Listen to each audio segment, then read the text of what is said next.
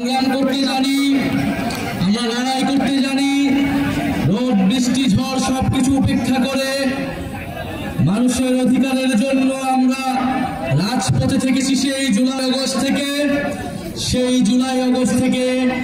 এই July August পর্যন্ত 1 বছর হয়ে গিয়েছে।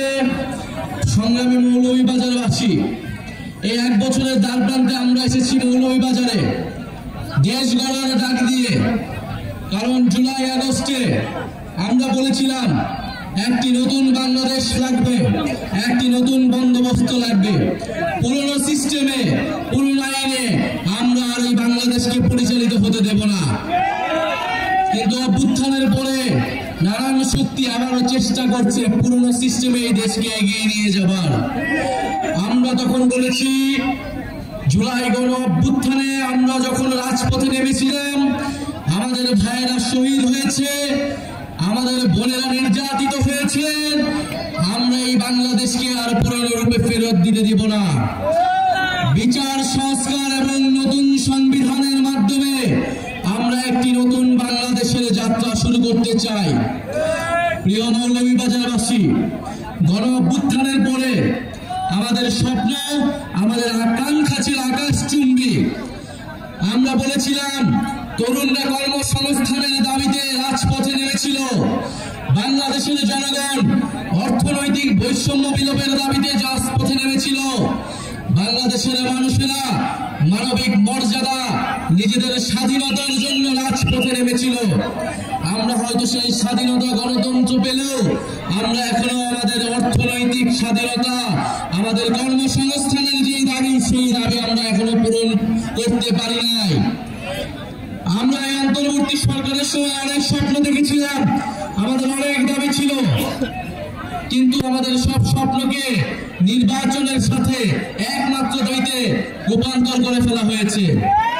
আমরা বলেছি আমরা নির্বাচন চাই, আমরা গণতন্ত্রের পক্ষে লড়াই করা শক্তি, আমরা ভোটাধিকারের জন্য লড়াই করা শক্তি, কিন্তু বিচার সংস্কার ছাড়া নির্বাচন অর্থহীন হয়ে যাবে। এই নির্বাচনকে জনগণ গ্রহণ করবে না।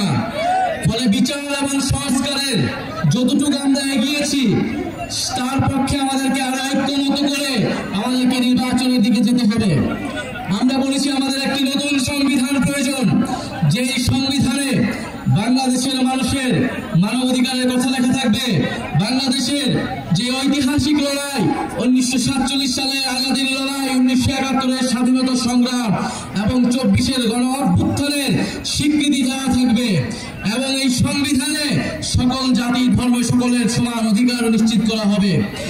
সেই নতুন সংবিধানের বিপক্ষে দাঁড়িয়ে যাচ্ছে বিভিন্ন রাজনৈতিক শক্তি। 72-এর সংবিধানকে রক্ষা করার জন্য বিভিন্ন গোষ্ঠী রাজপথে ছে। 72-এর সংবিধান ছিল বাংলাদেশের মুক্তিযুদ্ধকে, বাংলাদেশের স্বাধীনতা সংগ্রামের আকাঙ্ক্ষাকে নষ্ট করে দিয়ে মুজিববাদী সংবিধান প্রতিষ্ঠা করার চক্রান্ত। আমরা সেই চক্রান্তের ভিতরে গত 54 বছর ছিলাম, কিন্তু জুলাই গণ অভ্যুত্থানের মাধ্যমে আমরা সেই চক্রান্ত থেকে বের হতে চাই। প্রিয় সংগ্রামী মৌলভীবাজারবাসী, আমরা জানি মৌলভীবাজারে বাংলাদেশের সর্বাধিক চা বাগান রয়েছে, বাংলাদেশের তেল গ্যাস ক্ষেত্র রয়েছে, বাংলাদেশের খনিজ সম্পদ রয়েছে।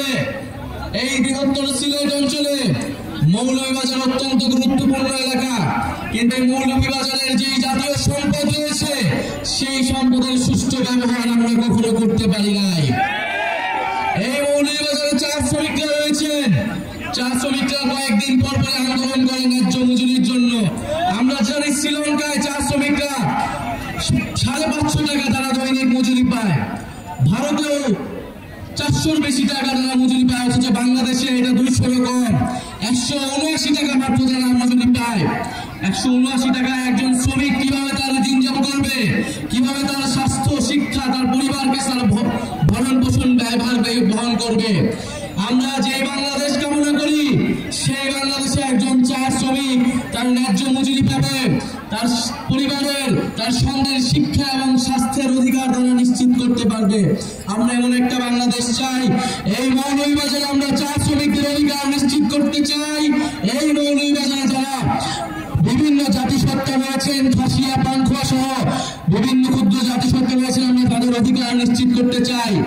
মৌলভীবাজারে যারা আলেম সমাজ রয়েছেন